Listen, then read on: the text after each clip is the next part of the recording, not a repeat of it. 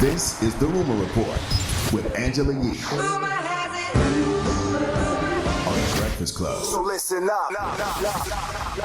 So Harvey Weinstein, more accusers are coming forward. Now it's over 50 women. Horny Weinstein. If he was a garbage pail kid, he'd be horny as Harvey. All right, now Dominique Hewitt has filed a lawsuit. She said she met Harvey Weinstein back in November 2010 at a hotel bar. He said he could help her with her acting career. Then he was staring at her breast and asked if she ever had a boob job and asked her to show him her breast because he said it would be beneficial to her career if she did not have breast implants. Then he invited her to his room, saying they would have a meeting. And then when she went there, he went to the bathroom and came out wearing only a robe. He asked for a massage. She said no, and that's when he demanded one. And ultimately, she did give him one. And then he asked if he could perform oral sex on her. He wouldn't take no for an answer. He did perform oral sex for several minutes, and then he masturbated until he orgasmed. Now she is suing the Weinstein Company because she said they were aware of his power to coerce and force young actresses to engage in sexual acts with him. Another accuser named Mimi came forward and had a press conference yesterday with Gloria Allred as her attorney, and she told her story about meeting Weinstein back in 2004 and then again in 2006. After the course of several meetings, here's what happened. I was escorted up to the loft apartment by the driver, where Harvey greeted me. The television was on, and we watched for a short time. It was not long, though, before he was all over me making sexual advances. And then I said, I'm on my period. There is no way this is going to happen. Please stop. He wouldn't take no for an answer. He held me down on the bed. I tried to get him off of me and kept asking him to stop, but it was impossible. He then orally forced himself on me while I was on my period. He even pulled my tampon out. Horny Weinstein. He pulled her tampon out. I mean, he's a garbage pail kid. Let me tell you something. Horny as Harvey. That is every woman's excuse when you want to tell somebody no and I'm on my period. And it didn't even work. I mean, and she was saying no because she didn't want to have sex with him. Anyway, but then she went a step further and said, I'm on my period, and he took her tampon out. That guy's disgusting. Harvey likes his steaks rare. Okay. Now, she said once he was finished, he asked her, don't you feel like we are so much closer to each other now? And she said no. What the hell is Harvey, a vampire? First of all, that's rape. Second of all, you ate out a woman you don't even know on her period?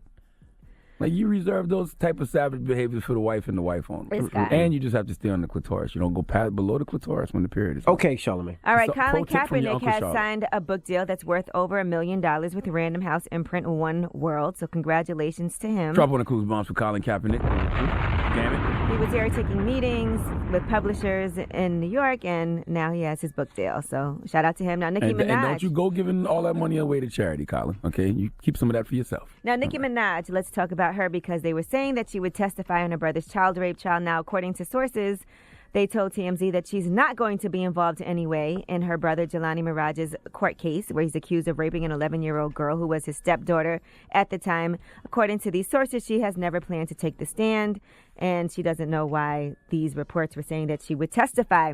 Now, yesterday in court, a forensic expert told the jurors that the semen they found on a young girl's pajamas was consistent with that of Jelani Miraj, who was the stepfather at the time. They said there was a less than 1 in 348 billion chance that sperm belonged to someone else, that DNA belonged to someone else. So we've been giving you updates. We told you already the 10-year-old brother took the stand on Monday. And now yesterday, that is what a forensic expert had to say. Man, I'm glad I'm 2A all day. I got to go buy me some more guns, man. I got 2 daughters, man. I'm not playing with y'all sexual predators, okay? Me neither. I'm popping. I got about 5. I'm not playing with you. I'm with you. Sexual predators at all. You're going to keep your semen to yourself or you're going to die.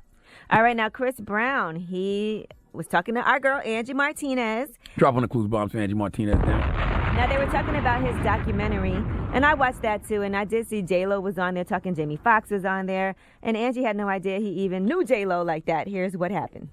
I love that J.Lo was in your video. Man, I didn't even know you knew J.Lo. J.Lo bad, man. I don't know. I'm just letting you know, hey, look, I might have stiffened up a little bit when I was back at the little show. What? Because there's a lot of people back there, and I was nervous. My palms are sweaty. I said hi, but I like you, and I want you. I'm sure A-Rod, That's it. I'm sure A-Rod really appreciates that, Chris. And also, oh, you know what, Playboy? Oh, my bad. You got to shoot a shot, though. Listen, F shooting your shot. J-Lo's in love right now. Listen, man, I don't understand how Chris Brown is doing all of these interviews. He avoided the Breakfast Club, by the way, but he's doing all of these interviews. And it's clear that he's on drugs. Like, it's clear Chris Brown has a drug problem. You think he's on drugs? Why is no interviewer bringing that up to Chris Brown? How do y'all sit there and talk to him, look him in his eyes, can tell that this man is clearly wasting away his life and his potential, and nobody says nothing? How? I don't get it. He was supposed to come on the Breakfast Club yesterday, right? No, the day before Monday. But he wasn't gonna get here till 12:30. We got things to do, so he left. Then he did Angie, and then he was supposed to come yesterday at 9. And then at the last minute, they called and said he wasn't coming. Mm-hmm. Only thing I wanted to talk to him about was, brother, do you have a problem? Because clearly you got a drug problem. But why is nobody saying that?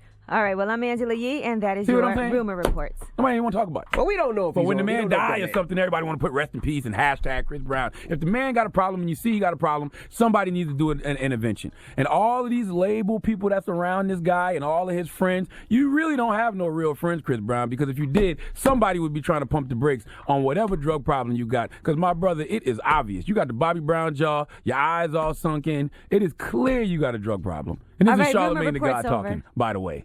All right, we don't know if if he got a drug problem. I got eyes. Well, you can't see him Stop and ask him. I got eyes. Jeez. Okay? Oh, you want to continue on this spiel? You got We have to coming up? go. I'm done. The Breakfast Club. Every weekday morning. Tune in